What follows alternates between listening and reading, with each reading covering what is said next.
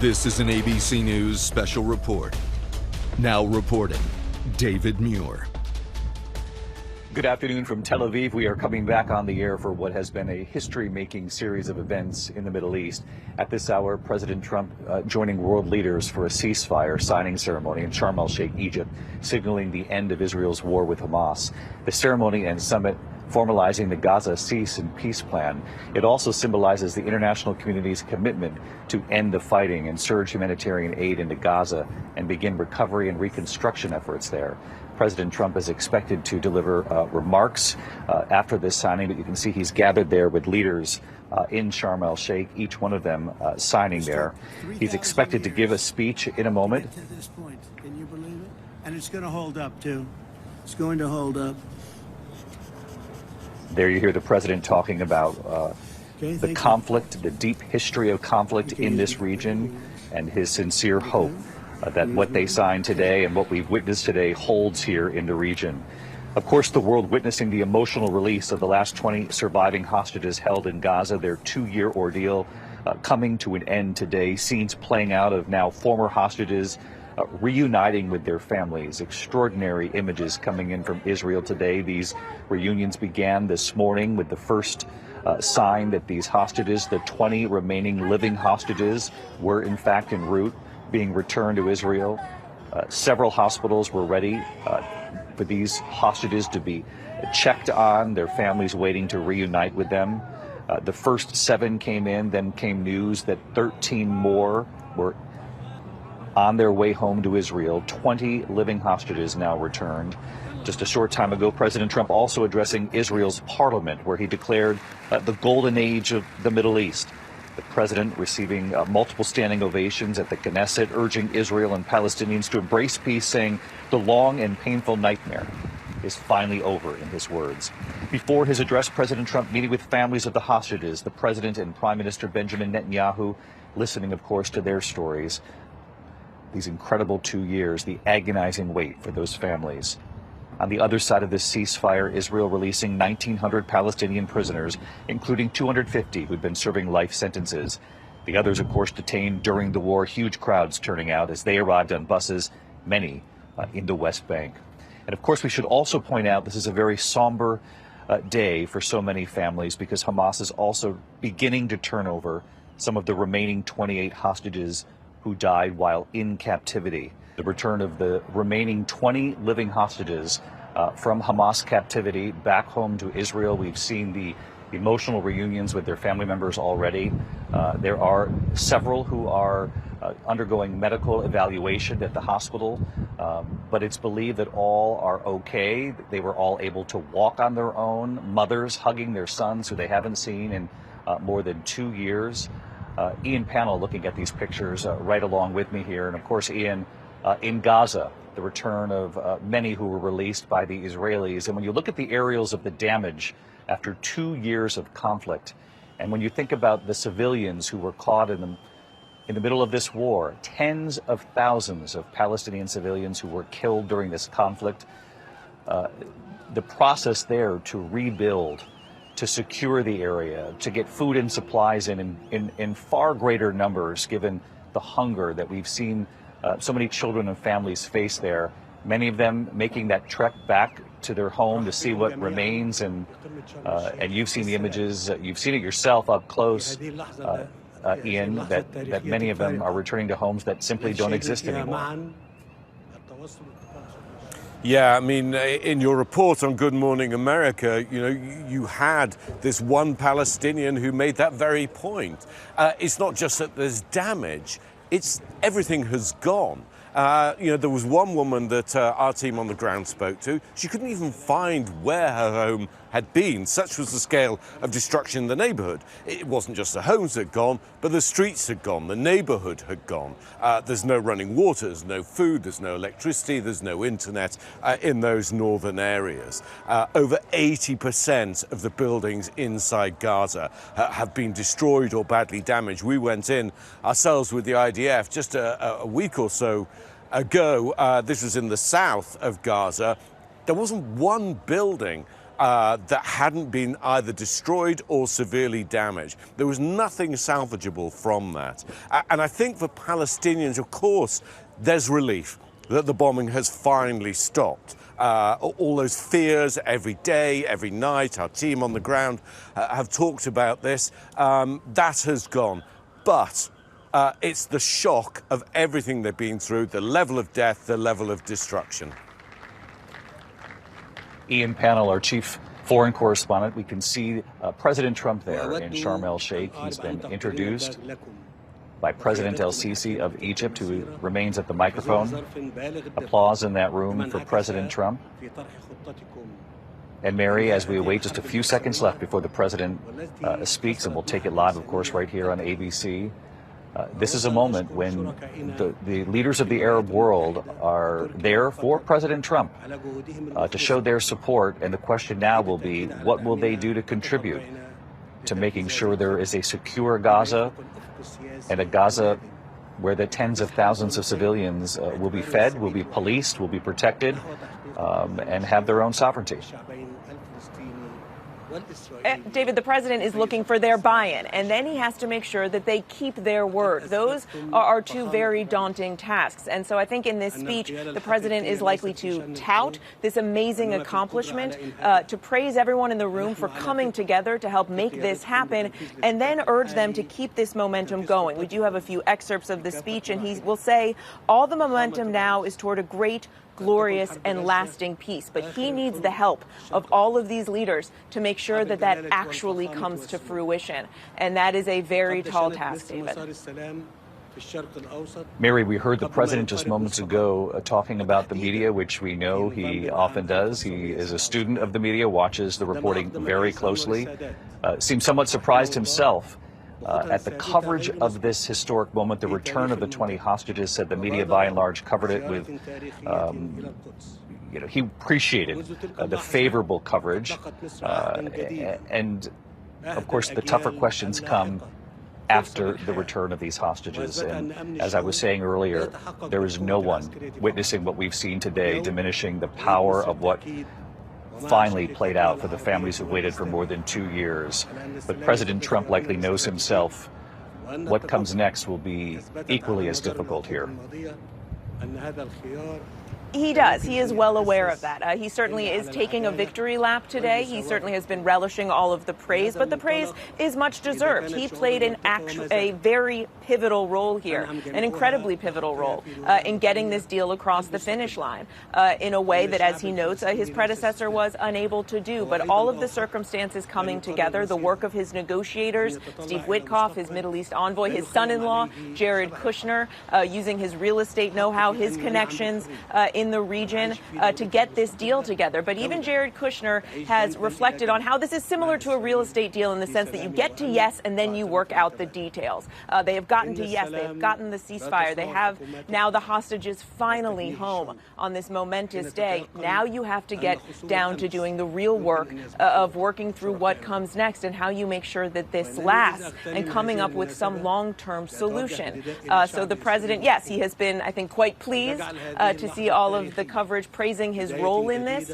He certainly seems to relish the reception he received here in Israel earlier today, the lengthy standing ovations, the repeated standing ovation, the heaping praise from the Israeli leaders, the calls for him to perhaps receive the Nobel Peace Prize next year.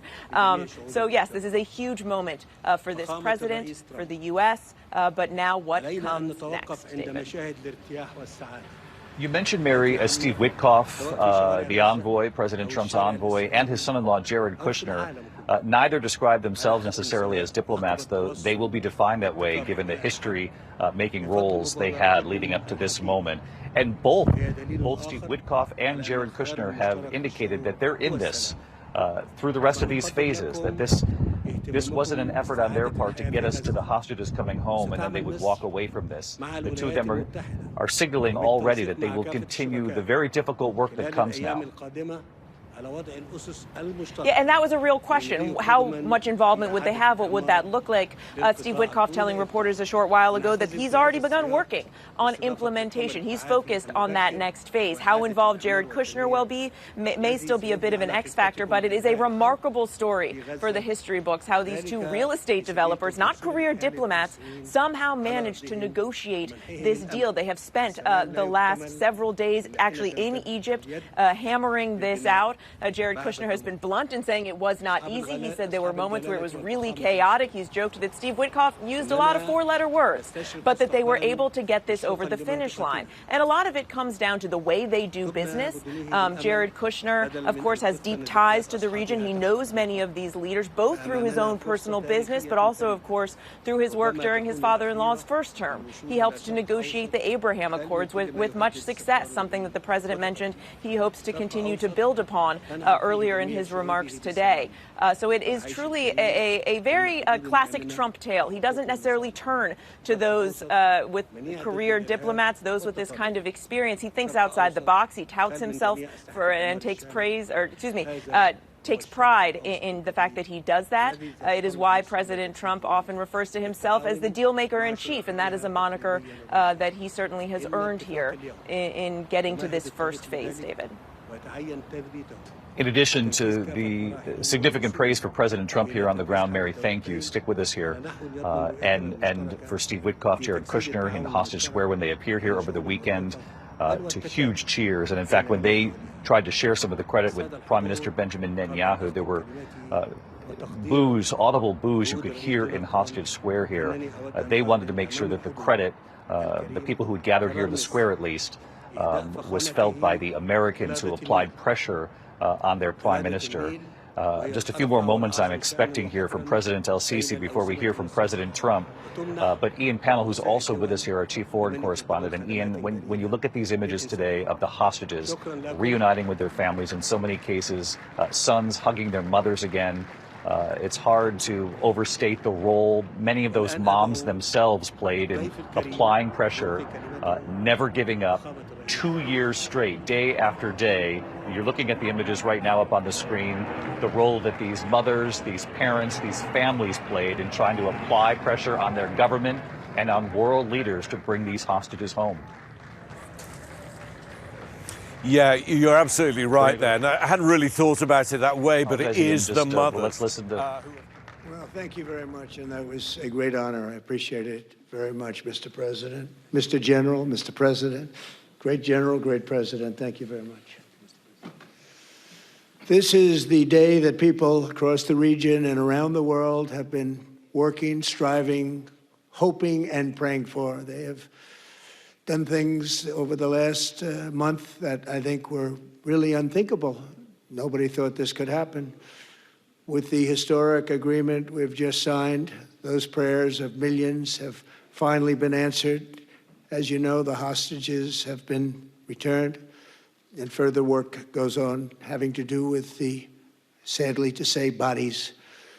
Together we've achieved what everybody said was impossible. At long last, we have peace in the Middle East, and it's a very simple expression, peace in the Middle East, and we've heard it for many years, but nobody thought it could ever get there, and now we're there. I want to congratulate everybody sitting in these first few rows and standing behind me. I don't know why they chose to stand, but I promise I'll make it short, okay? We are not going to keep you standing for long. These are great leaders. After years of suffering and bloodshed, the war in Gaza is over. Humanitarian aid is now pouring in, including hundreds of truckloads of food, medical equipment, and other supplies, much of it paid for by people in this room. Civilians are returning to their homes. The hostages are reuniting. I mean, it's beautiful. I'm just watching it backstage. The level of love and sorrow, I've never seen anything like it. It's amazing when you see they haven't seen their mother, their father. They haven't seen them in such a long time, and they lived in a tunnel, a very little tunnel, very deep.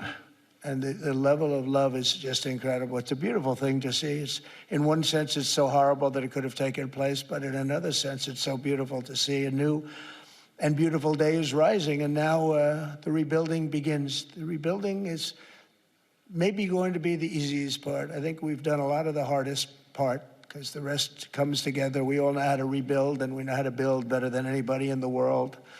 I want to express my tremendous gratitude to the Arab and Muslim nations who helped make this incredible breakthrough possible. And you really did. To President el-Sisi of Egypt, who is so generously hosting us today. And I want to thank you for the outstanding job your country is doing in so many different ways and for helping us so much with this peace agreement.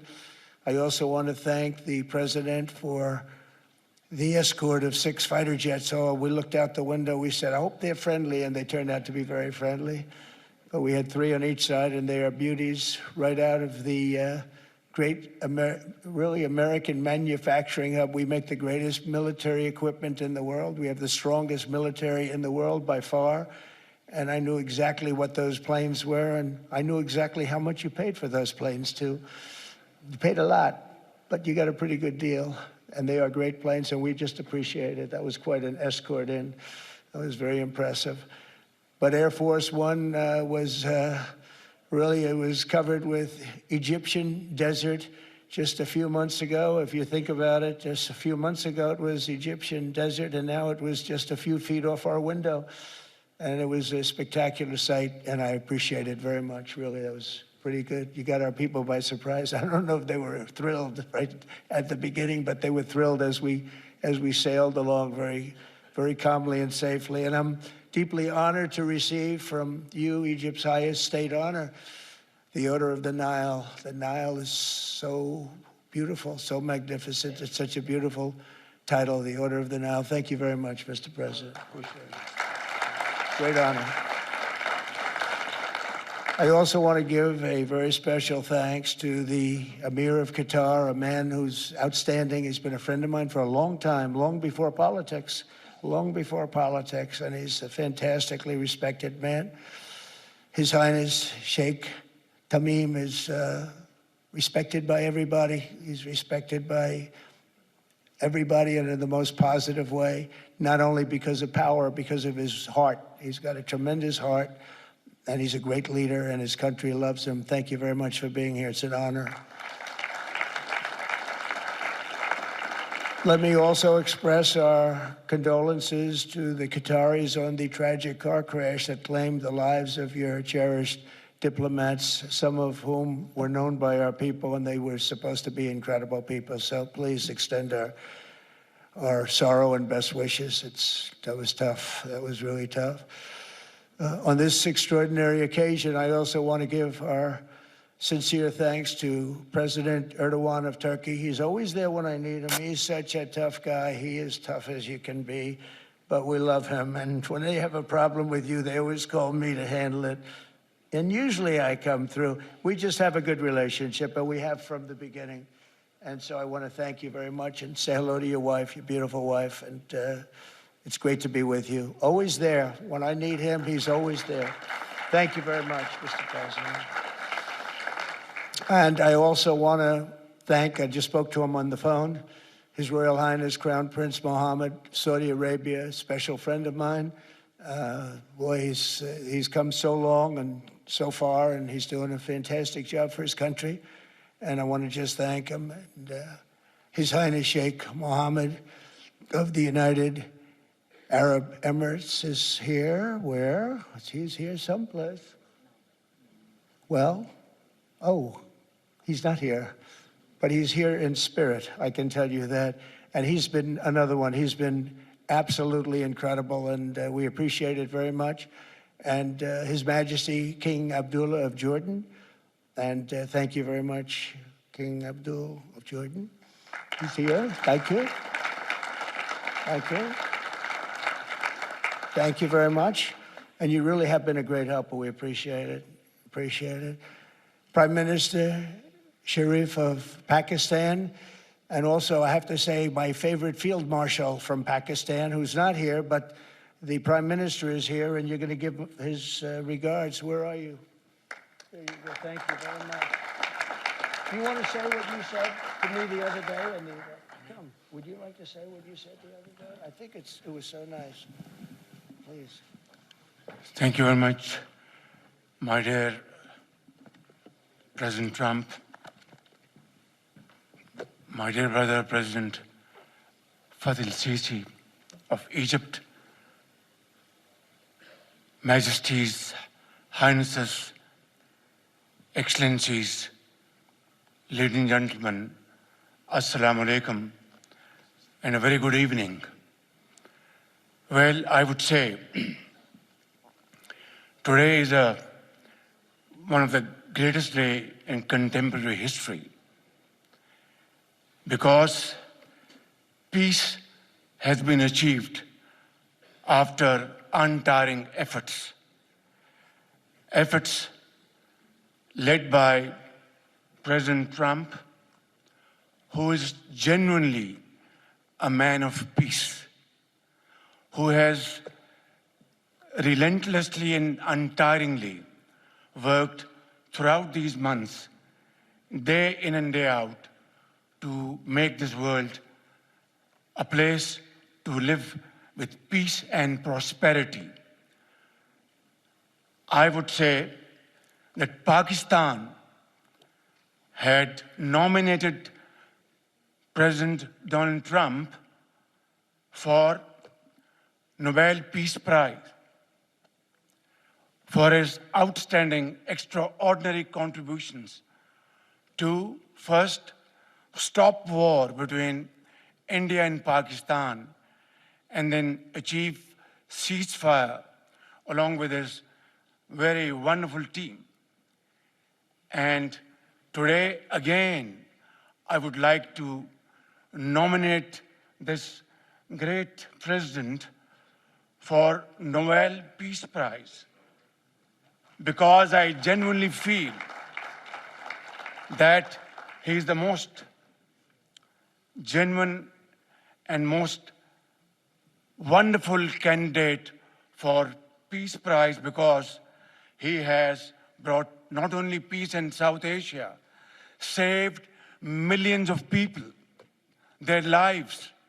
And today, here in Sharm el-Sheikh, achieving peace in Gaza is saving millions of lives in the Middle East. Mr. President, I would like to salute you for your exemplary leadership, visionary leadership. And I think that you are the man this world needed most at this point in time. World would always remember you as a man who did everything, went out of the way to stop 7 and today 8 wars. I would like to thank my very dear brother, Sheikh Tamim. He's Akh al-Shaqiq, who has really worked very hard along with others to achieve peace in this region. My very dear brother, President Tayyip Erdogan, His Majesty, King Abdullah, and of course, my very dear brother, Mohammed bin Zayed of UAE, and of course, my very dear brother, Crown Prince of Saudi Arabia. And he has also been very, very helpful and contributed very valuably in this wonderful peace process. Ladies and gentlemen, I wouldn't want to take more of your time. Suffice it to say, had it not been for this gentleman, not only, who knows, India and Pakistan are both nuclear powers. Had he not intervened along with his wonderful team, during those 4 days, the war could have escalated to a level. Who would have lived to tell what happened? And similarly, here in this part of the world, in the Middle East, Mr. President, your valuable contribution along with President Sisi, I think history will remember in golden words. I wouldn't say more, except God bless you, God give you long life to serve like this for all time to come. Thank you very much. So beautiful. Thank you very much. Wow. Thank you very much. Very kind. Thank you. Wow, I didn't expect that. Let's go home. There's nothing more I have to say. Goodbye, everybody. That was really beautiful and beautifully delivered. Wow, thank you very much. Also with us is President Prabowo, a very incredible man of Indonesia. President, come here.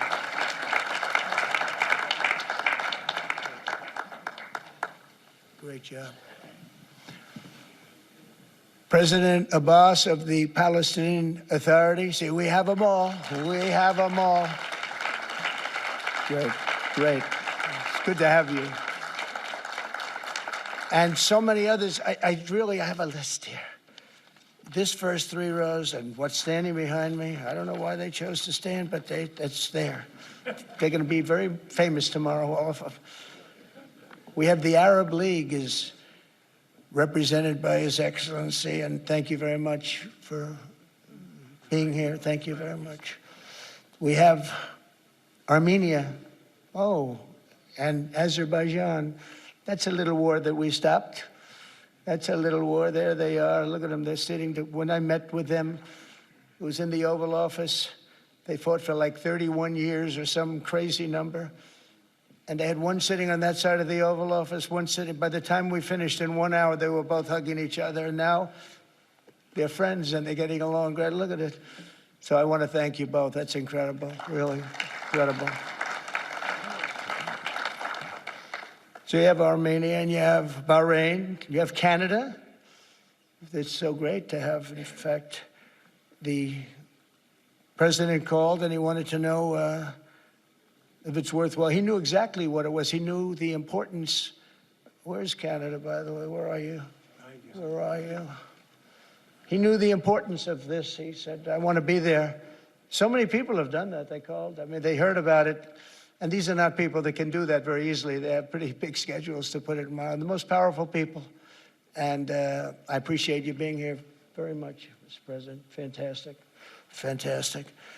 And Cyprus, Egypt, the European Union, it's a lot of countries. France, thank you very much, Emmanuel. I would imagine Emmanuel standing someplace behind me. Where is he? I can't believe it. You're taking a low-key approach today. He's my friend. That's great. Good job. Thank you very much, Emmanuel. Germany, the new Chancellor of Germany he's easy to spot because he's very tall and he's very smart and he's doing a fantastic job for his country. Appreciate it very much. And congratulations, a big election. That was a big one. That was going to change things. Greece, we have Greece. We have Hungary. Oh, Victor, where is Victor? Victor. We love Victor. Victor, I call him. You know, I put the little accent on it. You are fantastic, all right? I know a lot of people don't agree with me, but I'm the only one that matters. You are fantastic. He's a great leader. I endorsed him the last election he had, and he won by 28 points. So you're going to do even better this time. You have another election, and you're going to do great, and we appreciate it, and we're behind you 100%. That's Hungary. India is a great country with a very good friend of mine at the top, and he's just done a fantastic job. And I think that Pakistan and India are going to live very nicely together, right? That's not a very, they are. And they're two great, I'd say, leaders, great leaders as far as I'm concerned. Indonesia, we covered, and I just want to say that that's a big country, a powerful country. It does unbelievably well, and it's great to have you. Iraq, we have Iraq with lots of oil. They have so much oil, they don't know what to do with it. That's a big problem when you have so much. As you can hear President Trump in Sharm el-Sheikh, Egypt, thanking the list of countries, the leaders who've gathered from across the Arab world and beyond. You can see Britain's Prime Minister standing behind the President there as well, Italy's Prime Minister as well. Leaders from all over the world signaling that they support President Trump's effort to try to continue with his 20-point plan here beyond what we witnessed today, the return of 20 remaining hostages still alive who've been held by Hamas in Gaza. Though the president knows himself, much of the hard work now comes after today. I want to go back to Ian Pannell just for a quick moment, Ian, because the images seen around the world today, those reunions, and I was asking you about the parents, the moms who never gave up, the families who kept the pressure on. They deserve enormous credit today as well. Yeah, absolutely, David. And we've seen them here in Hostage Square. They've led protests outside of the Israeli parliament. They've traveled to the White House to meet President Trump. They've been to Congress. And they have had to endure the most unbelievable pain and hardship. There was one mother who just before the reunion said, I can finally be a mum again when I can hug my son. And it's that kind of power. They came together, the whole hostage and family movement, and they're still here tonight, still active, still lobbying for the remains of the deceased hostages to be returned. They're upset that only 4 of the bodies will have been released by the end of today, accusing Hamas of reneging on the deal. But they've been absolutely pivotal to this entire movement, keeping the attention of the world on the plight of the hostages. Again, taking the politics out of it, portraying the human side of the suffering that they've had to endure and their loved ones inside. Our chief foreign correspondent, Ian Pannell, and our team throughout the region, I thank you all, and I thank you at home for watching as well. Our coverage continues on ABC News Live, abcnews.com, and of course, I'll be back with the entire team for World News Tonight. I'm David Muir in Tel Aviv. Until then, good day. This has been a special report from ABC News.